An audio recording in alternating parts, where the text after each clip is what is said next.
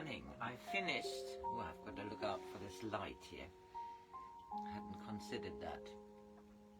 I finished reading the book Laird and the Lady. This was the only novel Joan Marshall Grant ever wrote.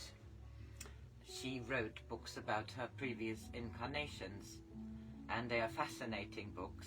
She wrote The Winged Pharaoh, she wrote Life as Kaola, she wrote a book about before Moses was born. Fascinating books, 7 of them describing her previous life. I think Winged Pharaoh was published in 1937. Joan Marshall Grant was born in 1907. She passed away in 1989. And I have read extracts out of Speaking from the Heart, Ethics, Reincarnation, and What It Means to Be Human. This was a book which was edited by Nicola Bennett, Jane Lahr, and Sophia Rossoff. And it's quite a recent publication, really. I'm just looking when it was actually published, but I've read out of it in February of this year, 2024. Very interesting passages about her life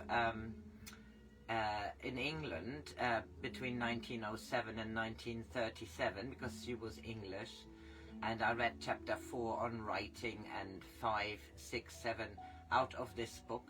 And I finished at her life between 1958 and 1970, which she spent in France.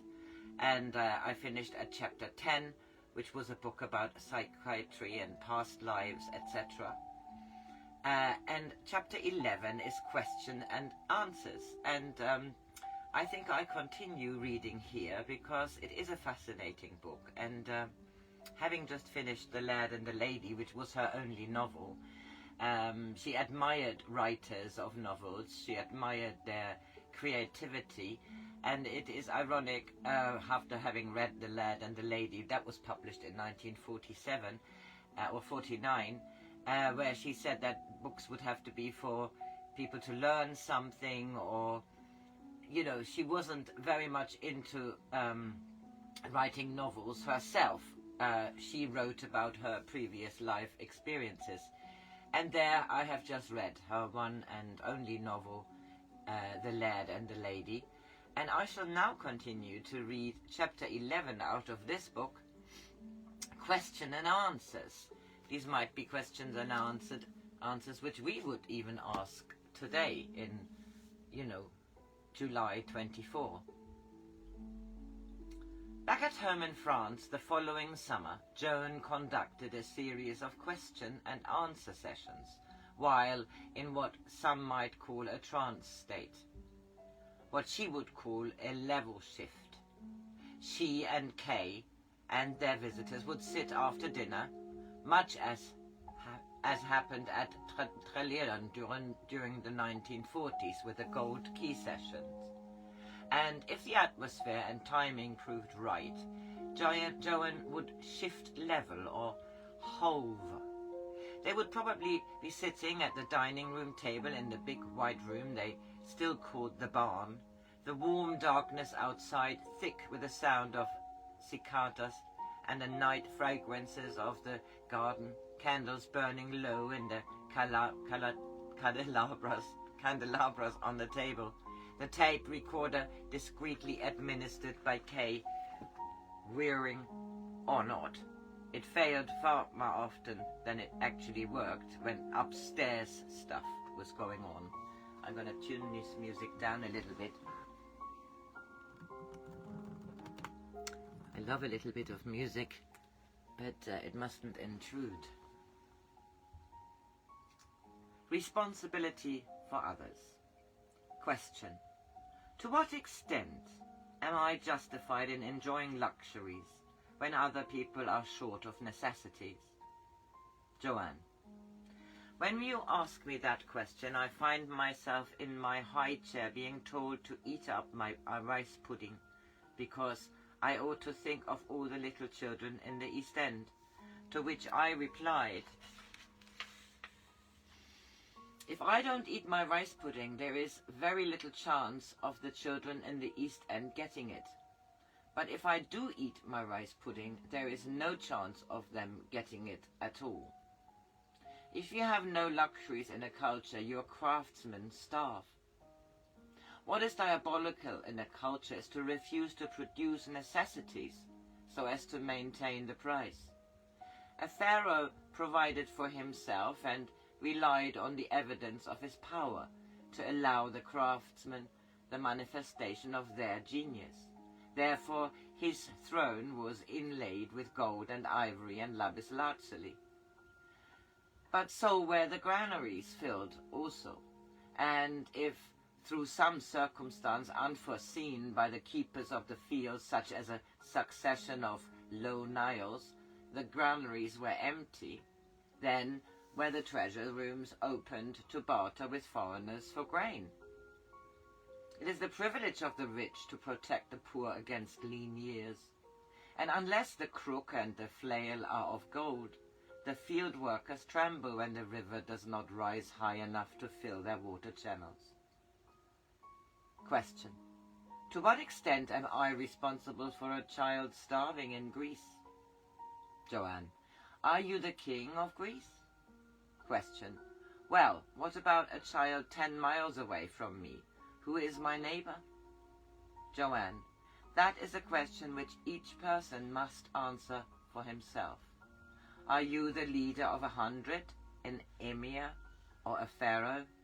Each man, if he uses to the full his own wisdom, will know the range of his responsibility, and those whom he should serve will always come into the range of his vision, if he but opens his eyes. Question. With the improved communications of today, people in Africa are as easily accessible as people in one's own village. What proportion of my substance should I set aside for them? Joanne. All one's substance. Question. Again then, to what extent am I entitled to enjoy luxuries when others are short of necessities? Joanne. Remember, I said that the man who has the ability and the foresight to employ craftsmen should do so in order that, if need be, he can protect his people. He must accept the responsibility to do so, and although this does not happen today, the amount of man's riches should be in an exact proportion to the degree of responsibility which he accepts. Misers have always been miserable, for they attempt the impossible, to protect themselves with things instead of seeing things as the potential power for protecting other people, when and only when those people need protecting. Leaving a relationship. Question. When a person finds they no longer love another person, should they leave them even though they know the person will be deeply hurt? Joanne. Love is always constant between people. It is very cruel to stay with somebody you do not love, especially if you thought you loved them once and made them think so. For however kindly you may be, however good your deception, you do them a great disservice. If they are deceived by your deception, you increase their capacity for delusion and therefore tempt them to follow the path to sorrowful insanity. But if, as is more probable, you are unable to delude them, knowing that you do not love them, they will feel themselves unlovable by anyone, and many people in the world might love them if only you would have the courage to set them free, to find a more congenial companion. Killing for food. Question. What are the ethics of killing for food? Joanne. There is no evil in killing for food, but great evil in inspiring fear. I think there is great wickedness in battery hens or in abattoirs, but death is a very trivial incident. To eat a dead body is not wrong. To allow the dead you eat to suffer fear or pain, which is worse than fear, is very wrong. Question. What about rearing game birds to kill them? Joan. No, most unethical. On the other hand, to kill off the birds or the old stags in a deer forest is very ethical. Question. What about hunting with hounds? Joan. I think that is one of the more ethical things because the fox also kills for fun. I think digging out a fox is a mistake, but I think hunting is far more ethical than claw traps for a rabbit or setting a snare. Whether it is ethical to the horses I do not know. I do not know enough about it, but a man and a fox are among the few species that kill for fun. Happiness. Question. What causes someone to wish to destroy some aspect of good fortune in others? Joan. Because they are mad. To want to destroy good is always a sign of insanity. If I want to destroy someone else's happiness, I know that by doing so I must destroy my own happiness, and only the very seriously mad want to make themselves unhappy. Do unto others as you would they should do unto you is a fact of nature. You do to yourself what you do to others. Therefore, to cause unhappiness is to become unhappy. And as I have said before, it is mad to wish to become unhappy. Art and insight. Question. What divides art from supreme technique? Joanne. Art increases the insight of the beholder. In the presence of art, it is more difficult to remain blind. Question. Should we all be artists in some sense? Is being an artist part of a complete personality? Joanne. Insofar as all of us must acquire insight as a process of our evolution, so do we serve others by increasing their insight. But art has a much wider range merely than sculpture, music, building houses. The greatest of all arts is the art of loving, and the most difficult. Question. What is the meaning of the word insight? Joanne. The capacity to see yourself and others and situations as they are, with both eyes open, and also, which is very important, to see the potentialities in any particular circumstance, even in such a very trivial way as seeing separate flowers and things that some people call weeds. Animals. Question. Are animals precursors of human beings or separate beings? Joanne. Previous stage of evolution.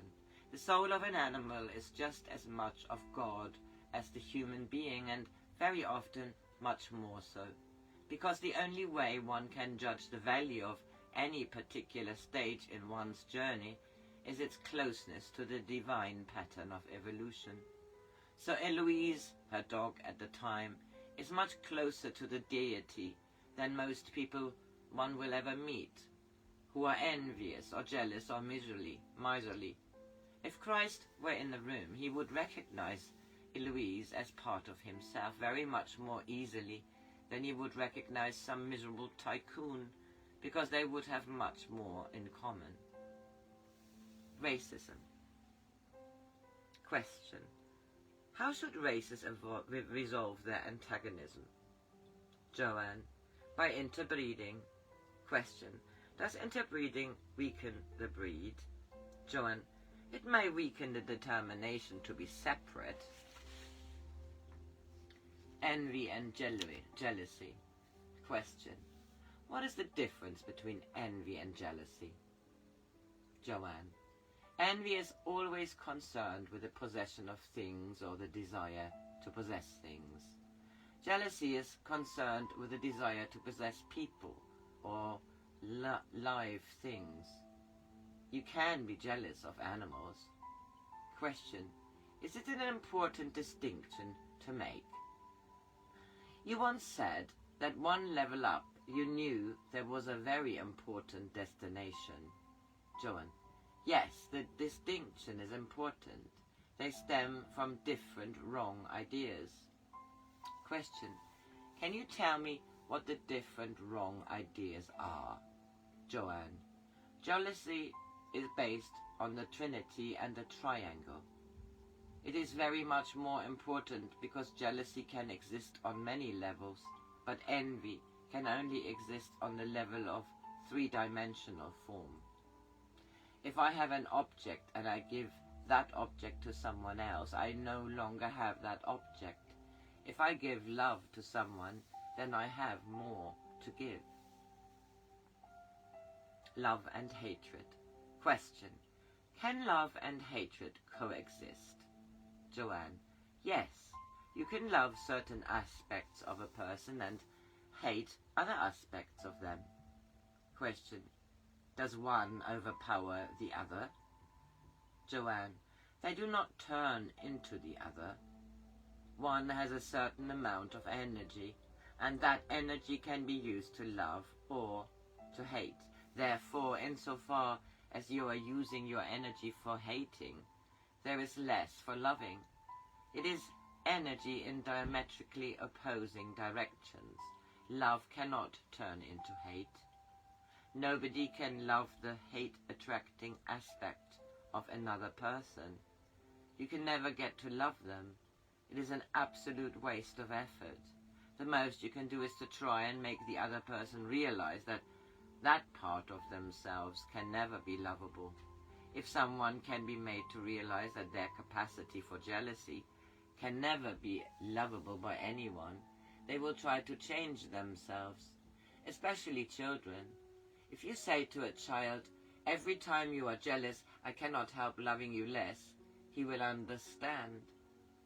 As the tide of evolution of each individual is towards becoming more loving and more lovable, it is cruel to try to delude someone into believing that their unlovable aspect can be loved. If you will treat the unlovable aspect of someone else as if they were suffering from a physical disease, with compassion but without deception, they will usually recognize the nature of the disease from which they suffer and will begin to wish to heal themselves.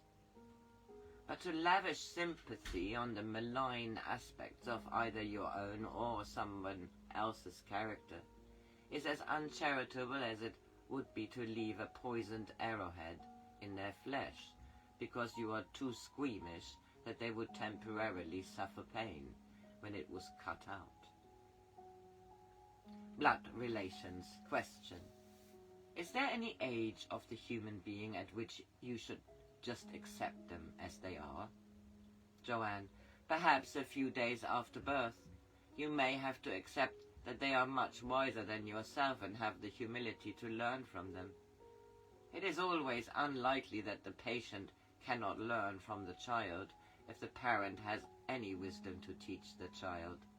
For only the fool believes he has nothing to learn from his pupil, and anyone who has forgotten that we shall still be pupils when we have evolved further from present circumstances, that we have already evolved since we were lichen on a rock, has no virtue as a teacher. Question. What is the duty of a grown-up child towards a parent who has become old or crippled if they have always been unloving? Joanne. None whatever. Let the dead bury the dead. There is no more duty between them than there is to any other hostile member of the planet. In fact, there is less duty for the patient, for the parent has many opportunities of arousing some spark of affection even in the most unloving child. Love can exist in spite of a tie of blood, but never because of it. Homosexuality. Question. Is homosexuality unnatural or wrong? Joanne. Homosexuality is very natural and not in the least wrong. It can be misused, but is less often misused than a heterosexual relationship, and at least it does not breed unwanted children. There is more sexual malpractice between males and females than between people of the same sex, as they usually seek each other because they are afraid of involving a third person in their own difficulties. It is not in the least surprising that there are many homosexuals when you remember how often women have had horrifying childbirths and feel degraded by their pregnancies during the last few hundred years. To save themselves from the repetition of this experience, they condition their bodies to be attracted only by the same sex. Very often, they do so after a celibate incarnation, having found that celibacy makes it difficult to create links of affection. I'm talking mostly of religious celibates, but not by any means are these celibates always religious. Quinn, can you describe the level from which that answer came? Joanne, I found myself talking certainly away beyond the first dynasty. It was a piece of knowledge I always had. Knights were homosexual, or certainly both. Any civilization where women are not treated as equals always produce homosexuals. In Athens we looked on women as breeding sows, and they were treated, poor creatures, as such, except for a few. David and Jonathan were homosexuals. They were never looked down on. It is the love between people that matters. If they love each other, it is irrelevant in what manner they are kindly to each other's bodies. The most gross obscenities against nature takes place in the marriage bed. Remember Nancy the night after she died? She always thought that she was a lesbian because she wished to be a man, and was so used to being a man that she found it embarrassing, almost unbearable, to be in a woman's body. Do you remember the night after she died, how she told me how silly I had been not to recognize that in her last life she had 5 children by a man she hated and died of milk fever? She did not want to be born a man because to her male flesh had become so repulsive. She was too wise to repeat the mistake, which had channeled her energies into sincere but pseudo-devotion that led her to become venerated as an abbess in the reign of Innocent III. She knew the arid futilities of asceticism,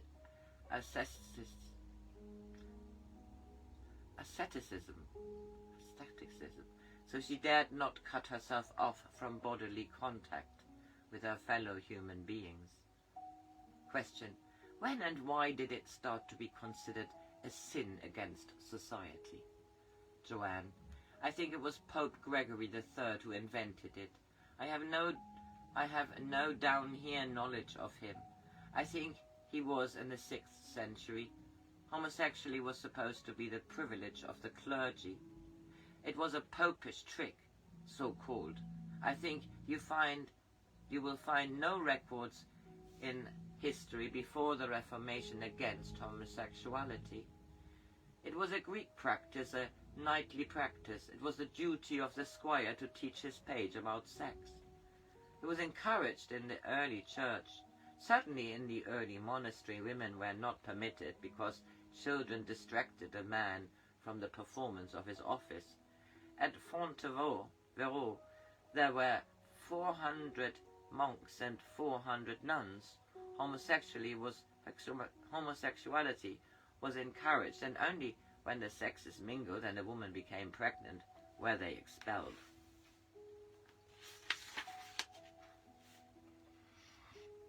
Prayer and asceticism. Question: what connection is there between fasting and prayer? Joan: purely a mechanical process. Prayer in essence is only shifting level. This takes a lot of energy and you cannot use it in 2 places at once.